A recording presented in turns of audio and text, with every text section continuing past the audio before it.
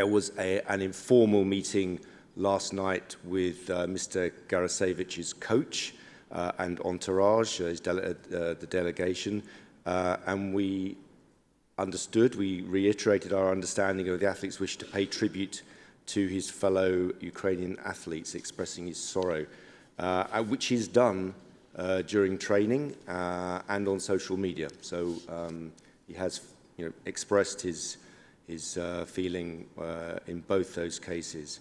But that having been said, the Olympic Charter, the conditions of participation, and the athletes' expression guidelines, which were, I think there was something like 3,000 or 4,000 athletes who fed back into those expression guidelines, and they were agreed also with the Athletes Commission. What we've said is that this helmet contravenes the above-mentioned guidelines that I talked about earlier.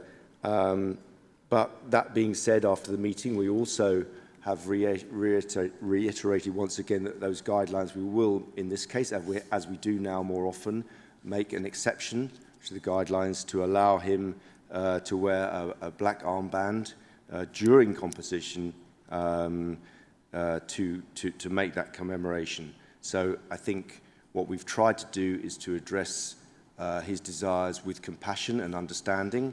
He has expressed himself on social media and in the training, and as you know, we will not stop him expressing himself in press conferences